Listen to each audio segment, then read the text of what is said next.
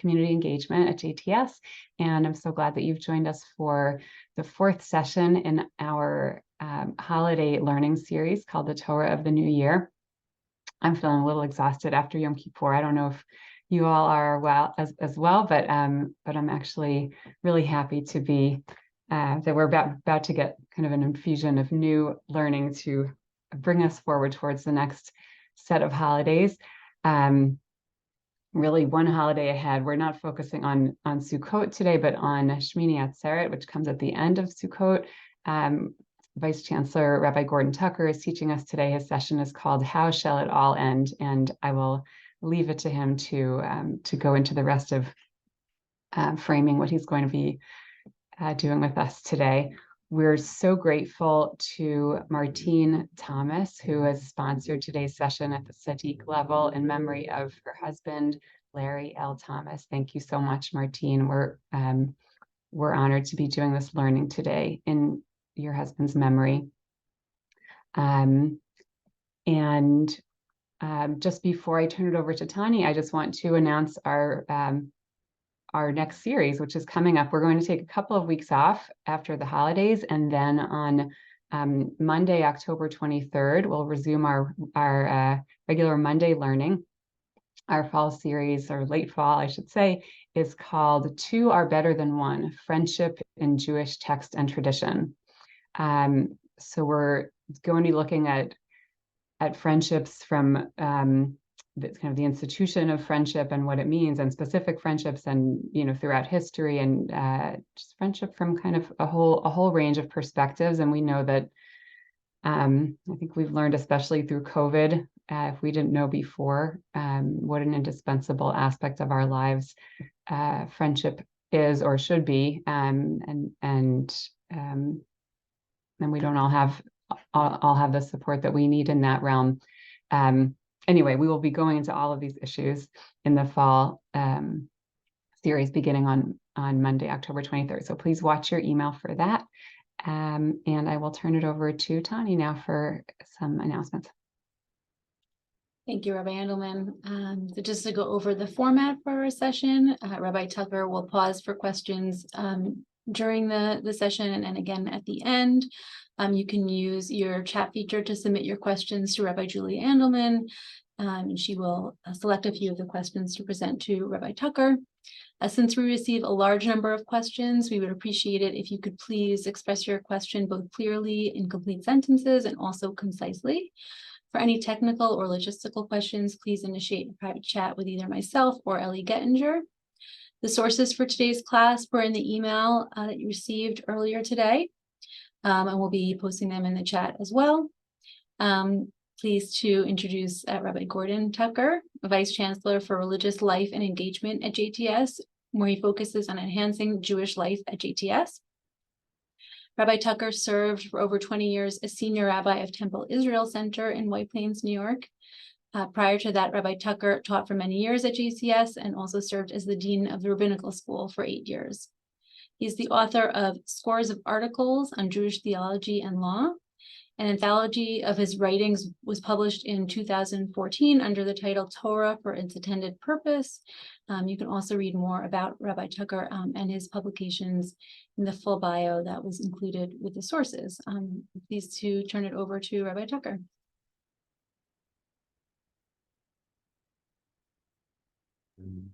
There we go. Unmuted. Thank you, Tani. Thank you to Ellie and Julia, all of whom are facilitating this, and thank you to all of you for being here. I see 164 participants, and I'm amazed that many Jews are this sentient on the morning after Yom Kippur. And it's wonderful to have an opportunity to kind of look forward, because on this day after Yom Kippur, we now turn to the next holiday, and what I've chosen to focus on is the very last festival day, which, as we'll see, has some affinities with the days of awe that are ostensibly now completed with Rosh Hashanah and Yom Kippur, but not so fast. Maybe they're not completed yet. So this is the day that I'm focusing on is the day that we call Shemini Atzeret. In Israel, by the way, it is invariably called Simchat Torah because in the diaspora, a little over probably 1,000 years ago, the second day of the holiday in the diaspora became Simchat Torah, which is not a biblical function at all. And in Israel, there was no choice but to mush them together onto one day. But here in the diaspora, the first day of this ending holiday is Shemini Atzeret, and that's all it is. And the truth is, in the Torah and in our liturgy, the term Simchat Torah is unknown. And whether it's one day in Israel or 2 days in the diaspora, it is known in the liturgy as Shemini Atzeret. And this holiday, which is added on to the end of the 7-day Sukkot festival, carries with it, or at least it's my hope to convince you, that it carries with it a great deal of spiritual and psychological substance. Now, on the surface, that wouldn't seem to be the case. It's the holiday that the uninitiated can't quite believe exists at all. I mean, didn't we have 3 weeks already of seemingly nonstop holidays? You're telling me there's yet another one?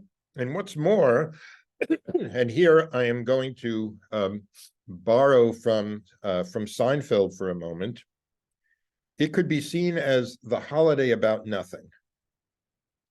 What do I mean by that? Well, the days of awe are done. This whole period of repentance is done. Or even that Psalm 27 that we've been reciting since the beginning of Elul, it comes to an end on Hoshana Rabbah. The next day, it's all done. The sukkah is done. The lulav and etrog and the Hoshanot, all those circlings of the synagogue with the palm branch, all of that is done. And except that there's this second day in the diaspora now, Simchat Torah, but until that comes, there is nothing visible. So it might seem like a holiday about nothing, but it actually is a holiday very much about something. And that something, at least as I am proposing in this presentation, is how we are to understand and relate to what we usually experience as endings that we encounter in so many ways in our lives. Now, there is a setup for this each year, because during the week of Sukkot, and as it happens this year, when Shemini Atzeret falls on a Shabbat, it is read on Shabbat itself, and that is the book of Ecclesiastes, the book of Kohelet. And that book contains one of the most famous lines in the Bible, which I will now put up on the screen. Let me just make this a, there we go. Lakol zman ve'et l'chol chefetz tachat hashamayim, the beginning of chapter 3 of Ecclesiastes. A season is set for everything, a time for every experience under heaven. And then it goes into a long list, of the first of which is a time for being born and a time for dying, which sets the theme for the whole poem there, because it alerts us to the fact that there are beginnings and endings that are all part of human life, indeed all life. And Shemini Atzeret is an ending for sure. I'm going to take this down for the time being. There we go. Shemini Atzeret is an ending for sure. It's another holiday season that's coming to an end. Family that we had visiting with us or that we were visiting, they're about to be gone. A heightened sense of the spirit that pervades this month is going away. Maybe even hopes for what we might achieve seem to be dissipating. For the ancient farmers, by the way, the fields are stripped bare by the harvest. Do you ever see what a and maybe driving through parts of the country, what a cornfield looks like in the fall after it's been harvested. It's kind of depressing. And the winter comes and darkness predominates. We take shelter rather than running out to meet the world enthusiastically. Some of us who may suffer from seasonal affective disorder might take out a special light lamp to begin to use against it. I don't mean to be depressing everyone here. I'm just noting what comes with this autumnal season, and at least in our northern hemisphere, and Shemini Atzeret is a marker for that on the Jewish calendar. And even in the Torah, there's really nothing after the 7th month. The Torah never talks about the 8th month, the 9th month, the 10th month. It's almost as if everything is crammed into 1st month to 7th month, from the spring equinox to the fall equinox. And then it's just sort of waiting until a new cycle begins. Like there's not much that is anything to talk about. Of course, Hanukkah comes in there, but that's not in the Torah. That's post-biblical. So we count off from spring to fall, 1 through 7, and then we wait for spring again.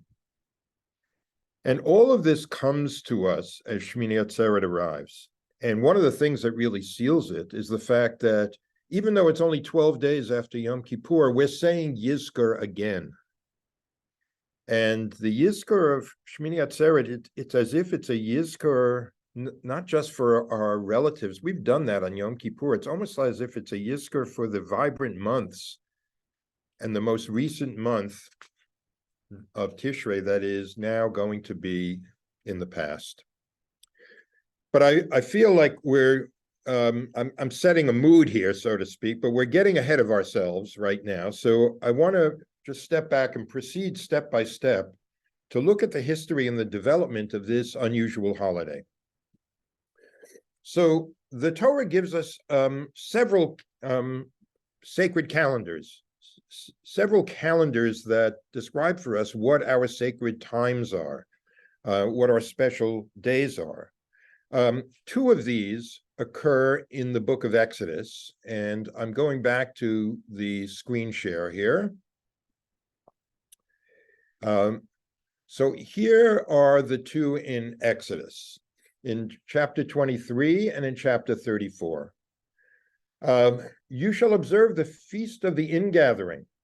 Notice the Hebrew Chag HaAsif, at the end of the year, when you gather in the results of your work from the field. It's an ingathering. You're gathering in the results of your work. It got doubled here for some reason, but that's no matter. That's Exodus 23.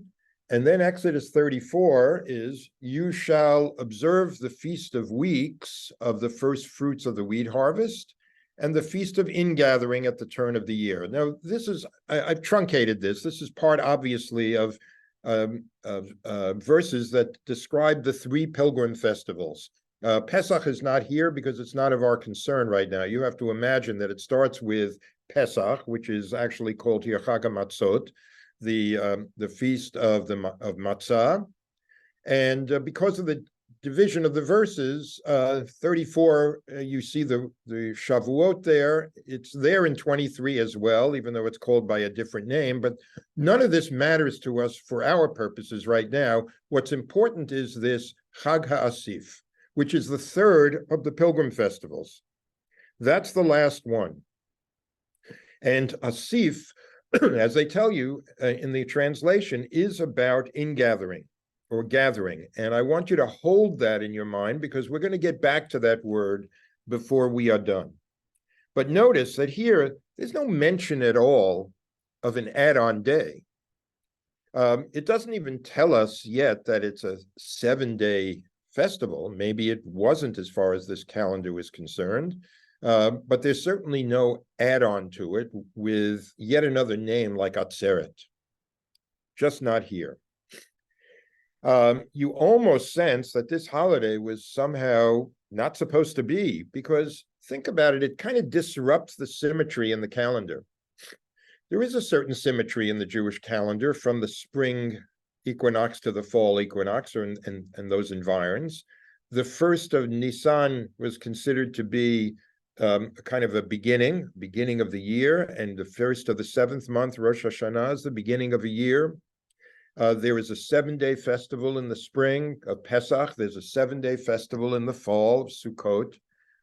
I could even stretch a little bit and say that the 10th of Tishrei, Yom Kippur, corresponds to the beginning of redemption in Egypt, when on the 10th of the first month they were supposed to start separating out lambs to prepare for the Exodus and the Paschal sacrifice. So there's that symmetry. And what happens this 8th day just sort of pops up in the fall, and the symmetry is kind of disrupted, which is why I say you have a sense that this holiday had some real birth pangs. Right? It almost wasn't supposed to be. But then along comes the priestly tradition, which is embodied in the book of Leviticus, and it introduces a new holy day, an 8th day. But it's an 8th day that clearly, as the rabbinic tradition later on would make very clear, an 8th day that clearly has its own identity, because even in the Bible, it is called by a new name. It is called Atzeret. And here it is in, I'm sorry. I skipped over Deuteronomy. I'm sorry. I'll just do this very quickly. If you have these in front of you as they were sent out, you'll be able to look at it. Deuteronomy gives us another calendar, and it also talks about an ingathering from the threshing floor. And it does talk about Sukkot being a 7-day festival, but there is nothing here about an 8th day. You want to know an interesting irony? The Torah reading in the diaspora for Shemini Atzeret is this chapter, the chapter that doesn't mention Shemini Atzeret, right? So now let's turn to Leviticus 23. Say to the Israelite people, this 15th day of this 7th month, the full moon, just like it is on Passover, there shall be the Feast of Booths, or Chag HaSukkot, to last 7 days. The first day shall be a sacred occasion. You shall not work at your occupations. 7 days you shall bring offerings. On the 8th day you shall observe, it's translated here, a sacred occasion, Mikra Kodesh, and bring an offering to the Lord. It is an Atzeret, not translated here, and you shall not work at your occupations. So just as the first day was, you shall not work at your occupations, the 8th day is the same. And now we have this disruptor that has been introduced here. Let me just take this down for a moment. We'll come back to it presently. So this name Atzeret. So in modern Hebrew, the word Atzeret is used often. It means an assembly. Often it's a rally of some sort. But the question is, what does it mean in Leviticus? So the root, ayin sadi resh, generally has the meaning of stopping or halting. By the way, even in modern Hebrew, if you're on a bus in Israel and you pull the string to tell the bus driver you want to stop, the word atzor comes up in the front of the bus, obviously from the same root. It's about stopping or halting. And this leads us to a very classic comment about this holiday and this passage in Leviticus that we are given by the great and indispensable biblical commentator known as Rashi. So let me put this up again, and we'll see what Rashi has to say. On this verse in Leviticus, it is an Atzeret.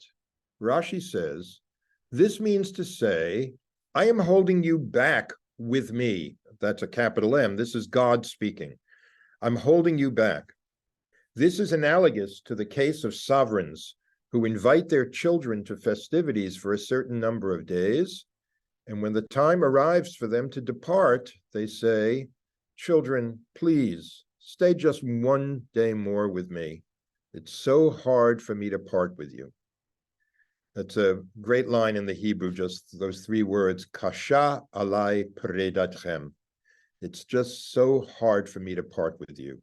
You can almost hear human beings say this. You've had your family with you for the holiday is over, and you say, I can't really face your leaving, just maybe stay another day. And this is how Rashi is giving us this comment as a way of understanding why this would be called Atzeret, and why a day comes in at the end of the entire festival cycle, not just the 7th month, but everything that has been part of this sacred time since the spring and Passover. Just one more day. It's just hard to see it all end. It's hard to take a leave of what we've so enjoyed having. Now I'm gonna apparently shift moods here for a moment, or shift subjects almost, because, but not really, as you'll see. In our culture here in the United States, the autumnal Shemini Atzeret coincides more or less with another ending. And that's the subject of Bart Giamatti's gorgeous essay on the subject. Giamatti, as you know, was a president of Yale University, a great literature scholar, but he was also an enormous baseball fan. And actually, his final occupations were in the baseball administration. He was the president of the National League, and then for a brief time before his untimely death, he was the commissioner of all of baseball. And he wrote a lot about baseball, and it was not just about baseball itself. The shot of this essay was baseball, as we say, the immediate context, but the deeper meaning was far beyond baseball, as I'm sure that you will see. It's about endings, and it's an essay that I would say is as apposite to Shemini Atzeret as Kohelet and Yizkor are.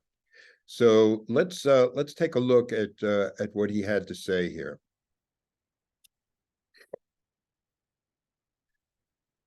It breaks your heart.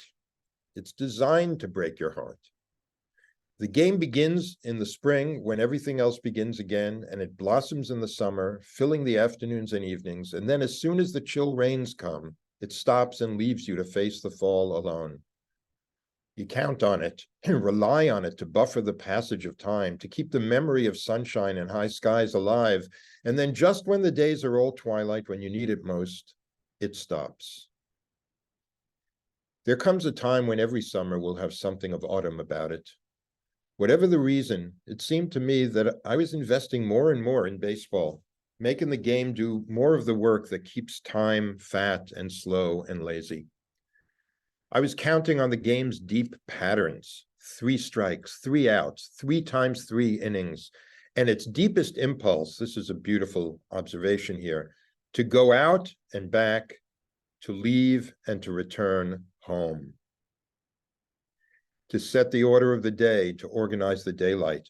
I wrote a few things this last summer, he's speaking as an academic here, this summer that did not last, nothing grand, but some things. And yet that work was just camouflage. The real activity was done with the radio, not the all-seeing, all-falsifying television. That's a whole other subject. And it was the playing of the game in the only place it will last, the enclosed green field of the mind. There, in that warm, bright place, what the old poet called mutability. I think there's something missing here. Oh, does not so quickly come. Sorry, your faces were on my screen covering up those last couple of words. I love how he talks about the you count on it to buffer the passage of time. It gets back to what I said about the Torah, knowing months from 1 to 7. You can count those things, and we count how many days till we start even in the summer. How many days, how many weeks until Rosh Hashanah, and then we count all the days. Needless to say, we're counting days in the spring between Pesach and Shavuot, literally counting them. And then when Shemini Atzeret is done, we're not counting anything anymore. And that's part of what he sees in the end of the baseball season. And I hope this doesn't seem, too trivializing. I don't think it's trivializing at all. I think he's onto something very, very deep about human life and the ways in which we experience the end of something that has quickened our pulse and been vibrant in our lives. So endings came to dominate my thinking some years ago. It was when I was at a Shiva Minyan, and it was exactly in these days between Yom Kippur and Sukkot. The Shiva visit was with parents who had just lost their son. He was not yet out of his 20s. He was about to be married. He actually was also about to be ordained as a rabbi. And his father, who was a rabbi himself and an old friend, and the younger brother of the deceased young man, they were leading the morning service, Shacharit, at the Shiva Minyan, as is customary for mourners in a house of Shiva. Now, as a Jew, and particularly as a rabbi for many years, I've heard people crying for deaths before, God knows.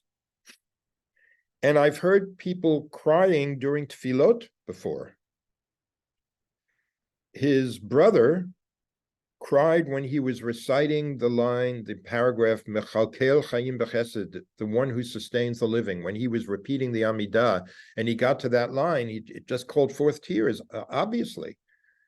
The one who brings the dead back to life, Mechayeh Ametim. There was nothing strange about that. It was heartbreaking, but it wasn't strange. What was unusual was the weeping that happened earlier in the service, when his father was reciting the preliminary prayers, and which includes one of the absolute driest of texts, the listing of the 13 principles of interpretation by which the Torah's meaning is drawn out and expanded in our tradition. The various ways in which you can link up words and a fortiori inferences, all of those are gone through in a very antiseptic kind of way in this list of 13. And it's recited at the beginning of the service so that we get a little bit of rabbinic learning under our belt at the beginning. Probably no one has ever cried during the recitation of this text before. But that morning, when the bereaved father reached the 12th principle, he could barely bring the words forth. And here we go back to the screen. Here is principle number 12 of the 13. It begins with Rabbi Yishmael says the Torah is expounded through 13 methods, Shloshes Midot, and here's number 12. Davar halamed me'inyanov, davar halamed misofo. Matters that are illuminated by their contexts, and matters that are illuminated by what is stated at their ends, sofo. And when he got to that word sofo, that meaning somehow is supposed to arise out of an end, he was unable to maintain his composure. So after the tefillot, I acknowledged to him how palpable his pain was when he was reciting that line, and he said to me, it's uncanny how sometimes texts that you've known your whole life just suddenly jump off the page at you. It was as if this was the moment for which that line had been created. The moment when a father who was trained and adept at the interpretive techniques that coax forth meaning from texts and from contexts and from life itself, when he found himself unable to find an acceptable interpretation of the text that he himself was living out, a text that was all about sof, all about a cruel end. How was there to be any meaning to be derived from this? And that got my thinking going about that familiar Hebrew word, sof. I think this will be a good place to pause. I've thrown a whole lot at you about Shemini Atzeret, its development, and a little bit about what has gotten my thinking going. And in the second part, I'll tell you more about where that thinking took me. But right now, if there are any comments or questions that Julia has found that she would like to raise, we can take a moment or two to do that. Great. Thank you for sharing that beautiful story with us. Beautiful and powerful. One person asked about the shift from where we start counting the calendar, which I think you mentioned briefly, or if not, it was clear from the text, in that Tishrei, the month that we're in now, is referred to as the seventh month. The person was asking, sort of a why, when did that happen thing. I would maybe broaden the question to, does that change anything about, you've kind of brought us into this powerful juxtaposition of beginning and end happening at this time of year. I don't know if you want to comment on that shift in how the calendar was counted. Well, one of the things we sometimes forget and shouldn't is that Judaism is a very composite tradition. In the most immediate sense, in ancient times, there were two kingdoms that were part of Israel. There were two societies. There was the Judean version of what Israel was, and there was the northern kingdom, which called itself Israel, which gets very confusing, and they had different traditions. That the fall was the new year was primarily what was characteristic of the north, and the spring new year was more characteristic of the south, and they had also commonalities with other cultures around them in the Near East. And so both of them ended up as part of the tradition, which creates this, if you want to call it an anomaly, that, in our civil calendar, New Year is 1/1. In the Jewish calendar, there's a 1/1 New Year, and there's also a 7/1 New Year. And it's a little odd. But if you're asking what difference does it make in terms of the patterns that I'm talking about here, from beginnings to endings, clearly, if we're talking about a kind of vibrancy of activity of life that begins in the spring and comes to some kind of close in the fall, what I'm talking about works much better if we, follow what the rabbis, even as they talked about Rosh Hashanah being a Rosh Hashanah, a new year, they also insisted that Nisan had to be counted as the first month in the spring. So it works much better if you're going from spring to fall rather than going through the dormancy of winter. I hope that it was intelligent. Yeah. Okay, maybe we'll just squeeze in one more, and this is maybe more of a clarification. So someone was asking, how we know exactly when we're supposed to be making pilgrimages. So I answered the person, well, it says right there with the mitzvah. Then the person rightly said, well, does it say that about the 8th day? I looked it up quickly and did not see anything about that, the 8th day, right? We think of 3 pilgrimage festivals, Pesach, Shavuot, and Sukkot. So, right. So all the more so, like, does this 8th day, it even calls into question the premise of the Midrash, God asking us to stay if we're not even there making a pilgrimage. True. So first of all, when something is a pilgrimage in the Torah when it's called a chag. I'm sure many of you know that chag is a cognate of the Arabic word hajj, and it means a pilgrimage.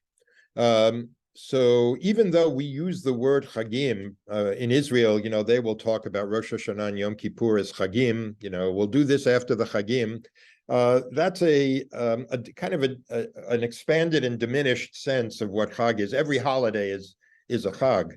But more technically, a pilgrimage is a chag, and a chag is a pilgrimage, and Shemini Atzeret is not designated as a chag.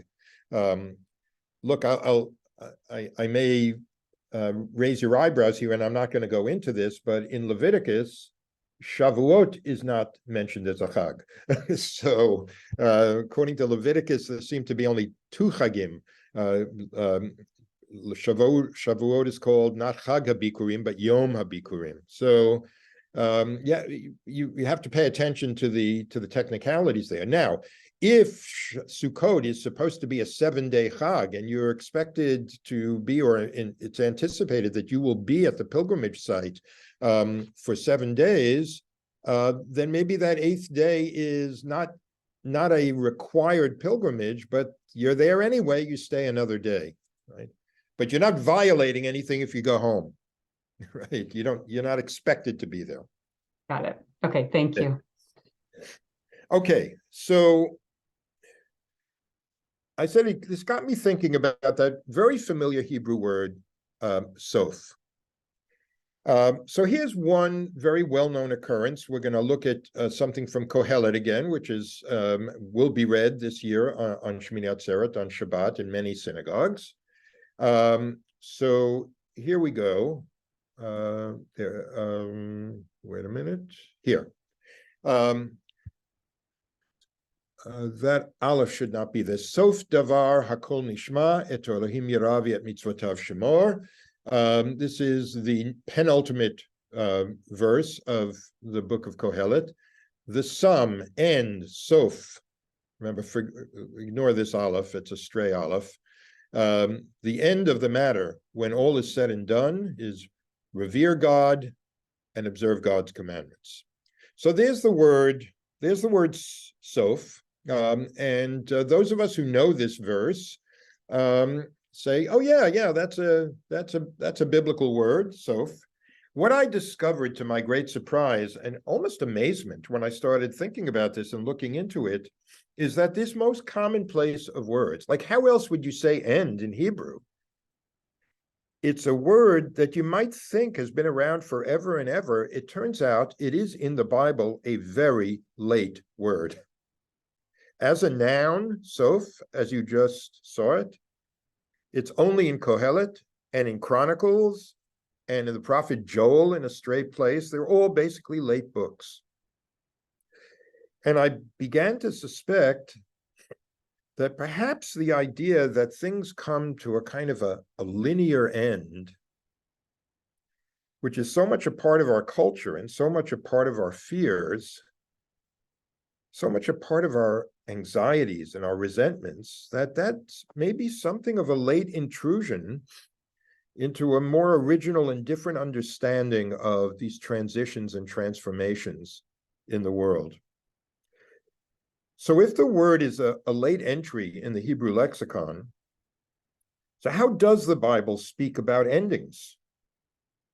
We'll put that in quotes.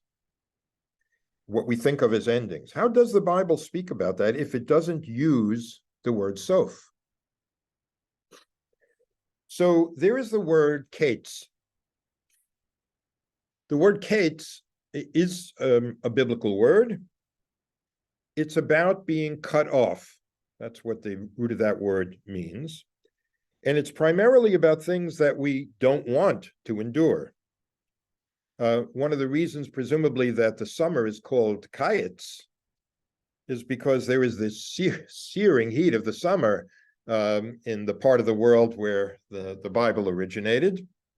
And the relief that comes with the rains is a real relief. The corrupt, irredeemable generation of the flood called forth that word as well, which I will show you in the next text. God said to Noah, "I have decided to put an end to all flesh. Kates kol basar ba lefanai, for the earth is filled with lawlessness because of them." God wants this to end, to be cut off. Sorry, getting ahead of ourselves there. Our sins, by the way, Just yesterday, in the Ne'ilah service, we talked about Yom Kippur being a kates and a mechila uslicha. It's an end to our sins and the beginning of atonement and forgiveness. But otherwise, when we're not talking about things that are kind of corrupt or destructive that we want to end, the Bible primarily uses two words when it speaks of what we sometimes think of as endings. And those two words come from the roots kala and tom. So I'm going to put these up so you can see them.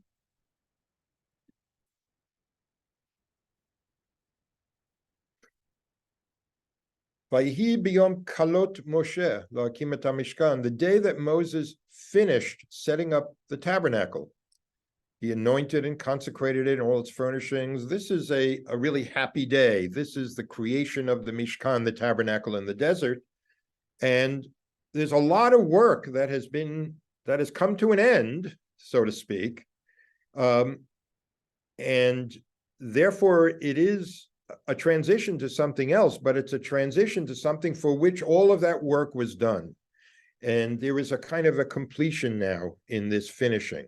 Something has been completed and is in the state that it was intended always to be. Here's another example that you know very well from the Kiddush on Friday night. Vayechulu hashamayim v'haaretz v'chol tzva'am. The heaven and the earth were finished in all their array. You see again those root letters kaf lamed. And here's another one. I mentioned that there was kol and kala and tom. Moses, we just read this on the last Shabbat, on Shabbat Shuvah. Excuse me, the Shabbat before that, the Shabbat before Rosh Hashanah, the end of Deuteronomy 31. Then Moses recited the words of this poem to the very end in the hearing of the whole congregation of Israel, but it was ad tumam. And the word tamim, has to do with being kind of perfected and being complete. The poem is now perfected as its composition is completed and as it is recited in totality in the hearing of the whole congregation of Israel. These are just a couple of little examples of how the Torah speaks of things that are not to be cut off, but have in some sense reached the end of a stage and the beginning of something else. It's not about being cut off. And that's what these words, I think, convey. It's to be completed or to be a whole that now comprises a great deal more than itself. So in other words, you might say that things that should not endure are cut off. But other things, that is the good, edifying, sustaining things of life, they reach their completion, or they become part of a larger whole, containing or being contained by a greater reality. Which means that what we call endings are understood by the Bible not as sof, an abrupt end, but rather, I'm going to introduce another word here that you've already seen, another word that has a phonetic assonance to sof, and that's what brings us back to the word I asked you to hold in the back of your mind earlier, and that's the word asif, which comes from the root aleph samach pei, about gathering.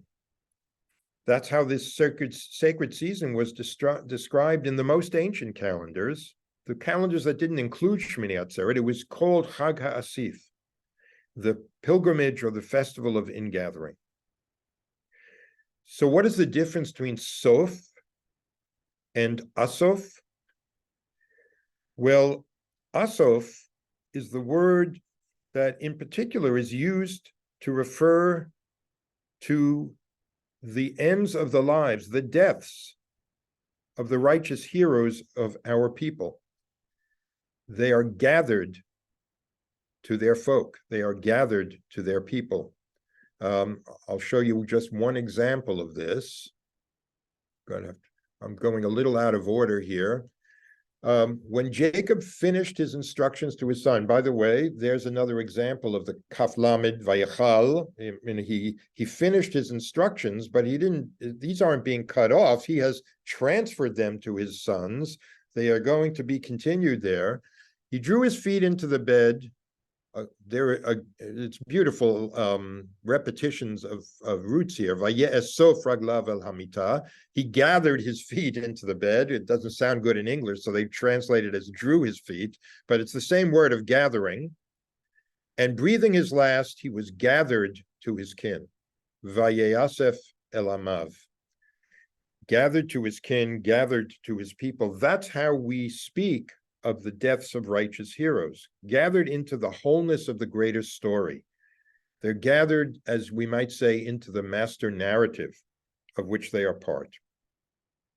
So my friend, many years ago, was that morning of that Shiva minyan, he was in the throes of an excruciatingly painful end. It was a time at which preaching and theological thoughts are not appropriate. That's a good rule of thumb. Pirkei Avot already tells us, don't try theologizing when a person's bereavement is fresh. But when we have the time to reflect with some distance from intense pain, and we have a time to reflect on the ends that of various kinds that we all experience, we can find that there is, in fact, a paradoxical relationship between what we call ending and what we would like to find, which is meaning. And what that relationship reveals is that, in some sense, there need not be any endings for the things that are worthy of enduring. And here I'm going to go outside our own tradition for a moment to someone who is in many ways adjacent to our tradition, though not of it. I had gone out of order on the text, so I'm going to go up here for a moment. So this is from, this is from a scholar named Ronald Garrett. And it's, I guess we can't, I don't know if it's, if your screen is having the same problem mine is. Mine says you're screen sharing, and it's right over the title. I don't think we see that. It's fine on my end. You see the title, meaning and ending? Yes. Oh, good. Okay, so it's just my problem. In the unlikely place for us as the Yale Law Journal, but it's not unlikely at all, given what he has to say, which is the ending of a story completes not only the story, but its meaning. For narrative, the cruelty of the ending, the fact that the ending sets a term to the story and brings it to a close, that cruelty is redeemed by the breath of life that the ending breathes into the story's meaning. The ending makes the meaning possible, and the meaning, in turn, makes the ending no ending at all, but instead a beginning. Now that can sound like a lot of words being turned over, but just think about it. A sentence doesn't really have any meaning until you get to the end and put a period on it, because you don't know what else is going to be coming. That period determines the meaning of that sentence. And the end of every story sets a term of it. Now think about how the canonization of the Torah. It's not obvious that the Torah would end where it ends at the end of the fifth book, because the whole master narrative of the Torah is moving from Egypt to the promised land, but we're not there yet. We actually get there in the book of Joshua. And one scholar has noted, actually it's Mark Brettler has noted that if you just laid out all the biblical books to someone who is completely uninitiated, who had never seen this before, and just begins familiarizing herself with all of these books of the Torah, and you then asked her, where would you put the pause? Where would you say, this is kind of the major story, and now we're going to go on to the sequels? how many people would put it between Deuteronomy and Joshua as opposed to between Joshua and Judges? And the sense he has, and is probably correct, that the uninitiated would probably say the main story ends when they're settled in the land. And now the rest is going to be how that plays out. So it's from Genesis to Joshua, what scholars sometimes call a hexateuch, as opposed to a pentateuch. But we don't have a hexateuch, we have a pentateuch. And the ending of that story, even though it's kind of a painful ending, isn't it? Even Simchat Torah with all the revelry, there's a little bit of a pit in your stomach for Moses dying on that mountaintop. But it sets a term for the story. It tells us that there is some kind of power in still having aspirations to get to. And it's not the only possible meaning, but it is a meaning that is set by the fact that the story ends. So there is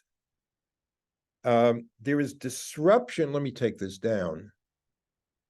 That's the paradoxical relationship between ends and meaning. I'm looking for my cursor. Here it is. Okay. There is disruption of the symmetry of the calendar by Shemini Atzeret on the one hand, but there is a different pattern that Shemini Atzeret establishes. And the next text is going to illuminate that. And we'll see how this may give us some insight into how Shemini Atzeret may not be a sof, but more an asof, a real ending to Chag HaAsif, an ingathering, a completion that relates back to the days of awe. So let's take a look at that, because this next text is going to illuminate this for us. Here is the calendar of festivals in the book of Numbers, which is very similar, almost identical to that in Leviticus. But here it includes the specifications of what the additional offerings at the temple are supposed to be. And these are sacrificial offerings.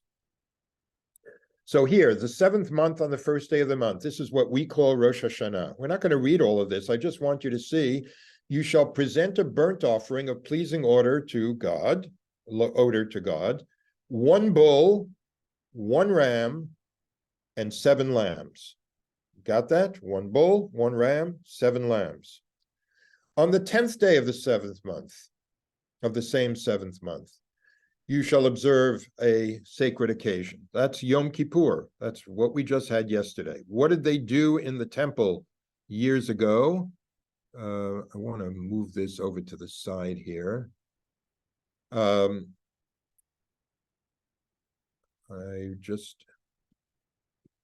can see that I'm not so adept at this. I don't know what just happened. If you want to go back to the previous slide, if you do the arrow up, it's not working. I'm pushing it 100 times and it's not doing anything. You'll have to trust me on this. On the 10th day of Tishrei, which is Yom Kippur, it is 1 bull, 1 ram, and 7 lambs. Sound familiar? The 15th day of the 7th month, you shall observe a sacred occasion. This is Sukkot. And you present an offering, 13 bulls of the herd, 2 rams, and 14 lambs. And on the 2nd day, the 13 bulls become 12 bulls. And on the 7th day, it's wound all the way down to 7 bulls and 2 rams and 14 lambs. Nothing like what happened on Rosh Hashanah and Yom Kippur. But on the 8th day, you expect maybe it's going down to 6 bulls now? Oh no. You're going to hold an Atzeret, and you shall present a burnt offering of 1 bull, 1 ram, and 7 yearly lambs without blemish. That 8th day, Shemini Atzeret, is designated to have the exact same offering that both Rosh Hashanah and Yom Kippur have. So Rosh Hashanah, Yom Kippur, and Shemini Atzeret, it turns out, are a set. It turns out Sukkot is the disruptor of the symmetry. And what together these sacred moments promise us is not an end, but a beginning. It is, after all, the beginning of reconciliation and forgiveness, the beginning of a new year. It's a new chapter in a story that reaches moments of completion and then strives for yet greater heights. And there's another beautiful text about Shemini Atzeret that I felt I had to bring to you here because, first of all, it's such a nice text, but it really relates very much to what we're talking about here. It's a Hasidic text from the 19th century by colonymist Kalmash Epstein. It's called, the work is called Ma'or Vashemesh. It's a phrase from the Psalms. And as I said, it adds another beautiful element to what this Atzeret and this assembly or gathering is all about. All right, and I hope this is going to return to behave itself here. Yeah, here we go. Let me get this down there. Okay. Another teaching. On the 8th day, you shall hold an Atzeret. And the Targum, that's the Aramaic translation of Onkelos, rendered Atzeret as, in Aramaic, as Kenishin, which is a cognate of the Hebrew word, lihikanes, knesset, which is equivalent to gathering. Now, he says the tribe of Dan was referred to in the Torah as the gatherer, the mi'asef of all the camps. And this was because its officials marched at the rear. Dan, the tribe of Dan, was, according to the Torah, at the rear of the march through the wilderness. And what was the tribe of Dan, among the tribe of Dan's expectations, what their role was? Its officials marched at the rear, and our sages said that they would gather all the objects that were dropped and lost by the Israelites. They were kind of a moving lost and found. And they would then return those things to their owners. They'd kind of run ahead to the tribe of Ephraim. Hey, did you drop this? And that was their function. And now he brings it home and says, similarly, the 8th day is the time to gather together all of the words and thoughts that individual Jews spoke and thought, but were somehow prevented from reaching their fulfillment in holiness. It is the time to raise those words and thoughts to that holiness. And that's why this is called Atzeret, a word that denotes the gathering and the raising up of all of those lost words and thoughts. It gives whole meaning to Chag HaAsif, of the festival of gathering, of which this is the capstone. The function, according to this, the function of Atzeret, this gatherer holiday, this preacher said its function was to serve as the vehicle through which all the lost words, all of the lost prayers, all the things that had been said over the days of awe, but had not really inspired in us belief and hope that they could really be achieved. Perhaps those words that had been so forgotten that they had never made it from our hearts to our lips, that they had not yet been articulated and therefore not yet owned even for a second. This is the holiday that its function is to pick up those discarded prayers and dreams and those unarticulated hopes and say to us, I believe you may have dropped these. You surely don't want to continue this sacred journey without them. So believe in yourself and your deepest wishes. It returns hope to us before the winter comes, so they can be reclaimed and they can be replanted, so they can germinate again and can become our prized possessions going forward. If you think about it, one thing we actually do on Shemini Atzeret, so it's not quite a holiday about nothing, we pray for rain on Shemini Atzeret. Because when the rains come, seeds are planted, the desolate fields come to life again in the spring, And I use the word dormancy more than once in this presentation, and sleep, of course, is the eternal refresher of life. So for good measure, as we approach the end here, I want to bring you another text from outside our tradition, but such an exquisitely beautiful one. It's a poem by the great American poet Wendell Berry, and it has meant a great deal to me ever since my father died. He was my second parent to die, thus making me an orphan. And ever since then, this has meant a great deal to me, and I share it with you now because it's about gathering and what gatherings are. At my age, and it's called The Gathering, that's the name of the poem. At my age, my father held me on his arm like a hooded bird, and his father held him so. Now I grow into brotherhood with my father as he with his had grown, time teaching me his thoughts and my own. Now he speaks in me as when I knew him first, as his father spoke in him when he had come to thirst for the life of a young son.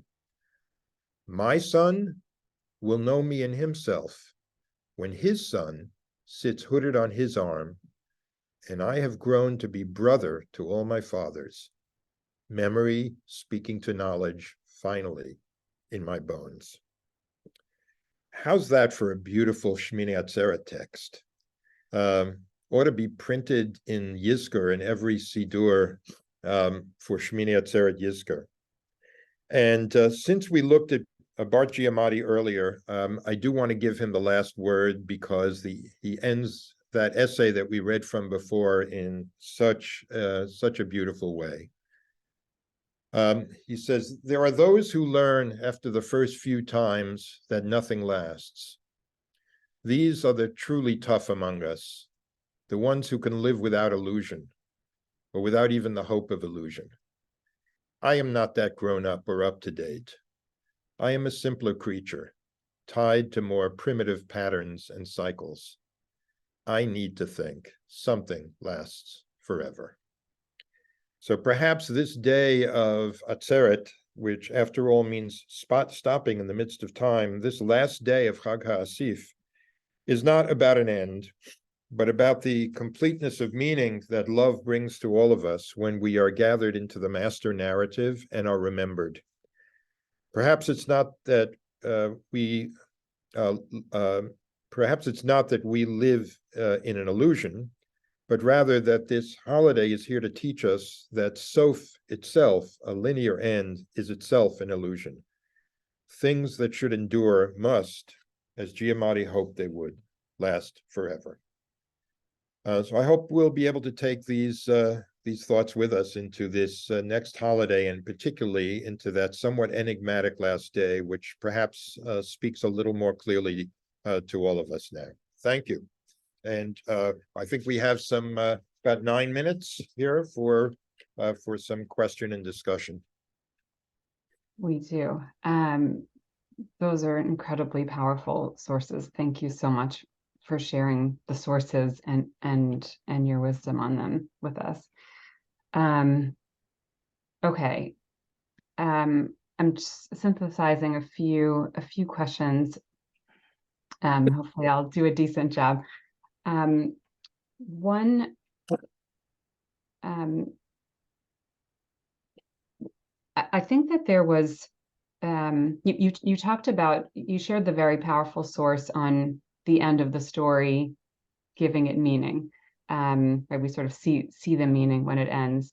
And then you also talked about how we don't finish the story of the Israelites. You know, we get almost to the end, and then we go back to the creation of the world, which I've always thought of that non-arrival as kind of a comforting statement that life is aspiration, we're always in process, which is at odds with the idea that the end is what allows you to see the meaning.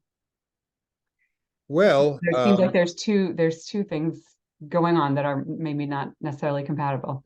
So I think I understand what you're saying, but I think if I may say so, it's you're not entirely distinguishing between two. I hesitate to use the word meaning here. Two denotations of the word ending. Yes, it's not the expected ending. The expected ending is what Brettler told us. The expected ending is they get settled in the land. By the way, at the end of the book of Joshua, there's a very nice thing that literally makes a beautiful close. The bones of Joseph are interred at Shechem. Shechem is where he was stolen from. His brothers were tending the flocks in Shechem, and that's how the whole story begins. That's how we get to Egypt. There is no story without that. But things that are stolen have to be returned. So he's returned to Shechem, and it's like end of story. That's the expected ending. But then there's the real ending, right? The real ending is not the expected ending. The real ending is on Mount Nebo. And that's the end that gives the expected ending would give us one kind of meaning. And maybe not the best, to follow what you're saying, that, the perfect is the enemy of the good. When we think we've arrived, Primo Levi wrote that book, the Periodic Table, and he talks about how the perfect elements, the gases that are all of their electron shells are filled, they're inert. There's nothing for them to do except just be. So that's one meaning.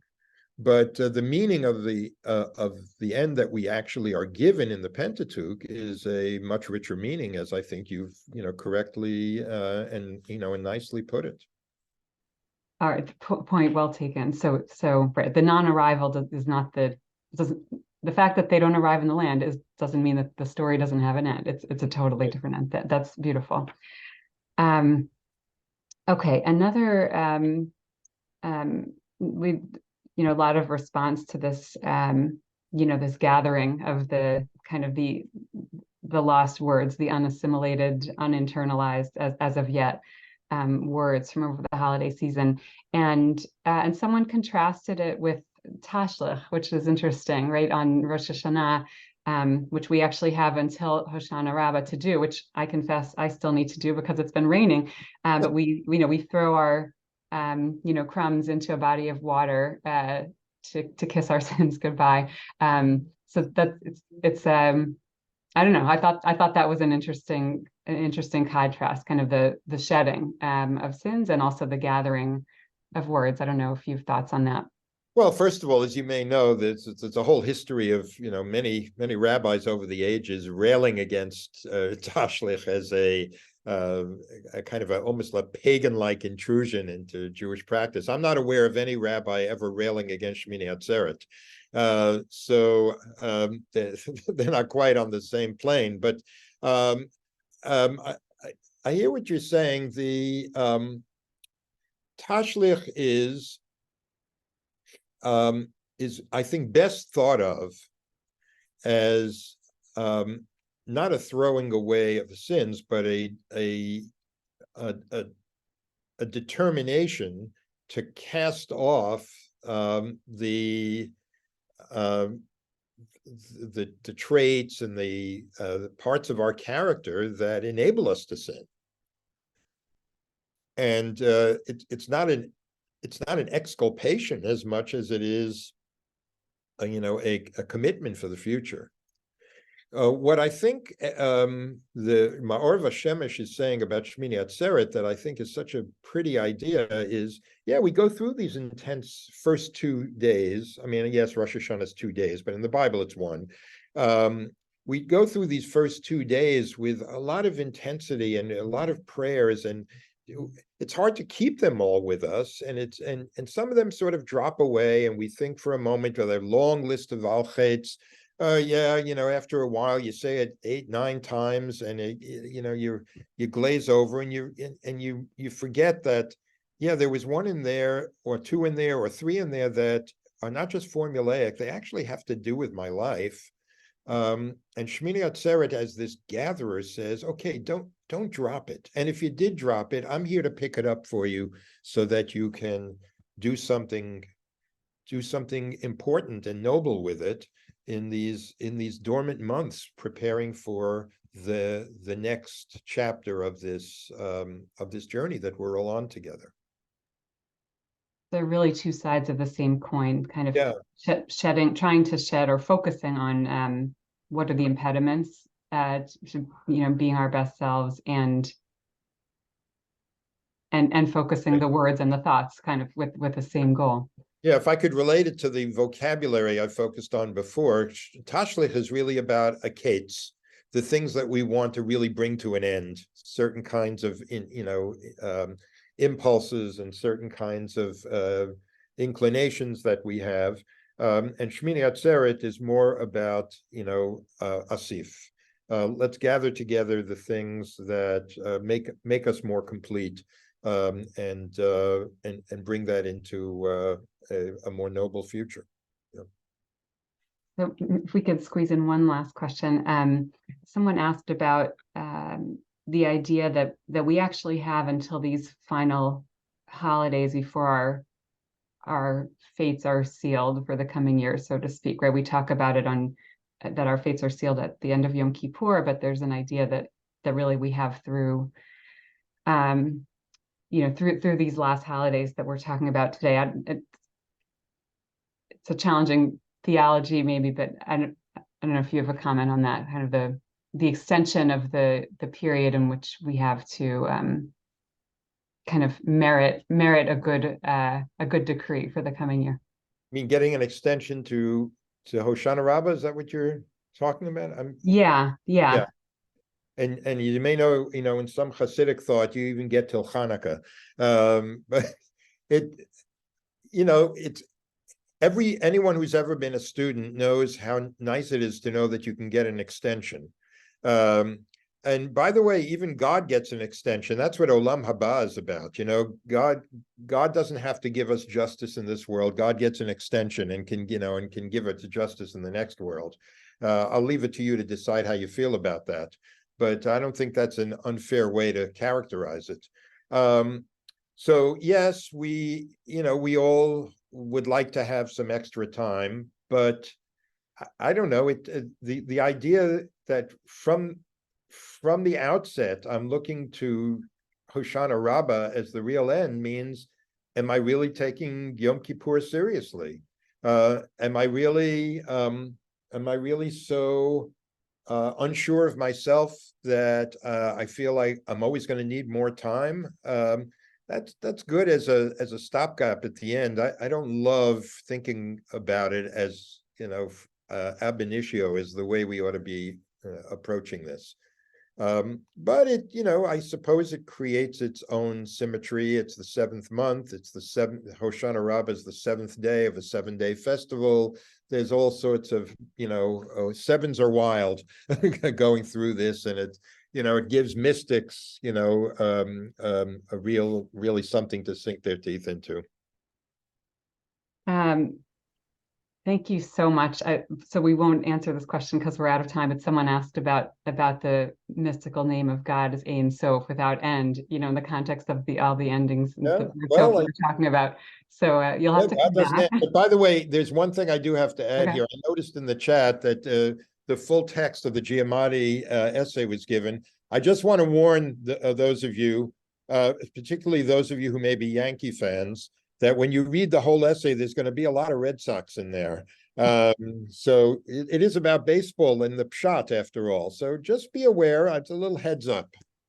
All right. Well, the Bostonians among us will not mind, right. Myself included. Thank you so much. This is the end of our holiday series. So how perfect is just incredible new meaning, new layers of meaning that you brought to Shemini Atzeret for us. So thank you so much. I want to again thank Martine Thomas for sponsoring today's session in memory of your husband, Larry. I hope that it was really a fitting tribute to him. And I wanted to share with everyone, just putting in the chat now, a link to all of our Sukkot and Shemini Atzeret and Simchat Torah learning on our website. We hope to see you again in a few short weeks when we begin our fall series, and really hope that these last holidays are very meaningful for you. And Rabbi Tucker, I know that they'll be more meaningful for all of us thanks to your teaching today. Thank you again. Chag Sameach to everyone. Chag Sameach.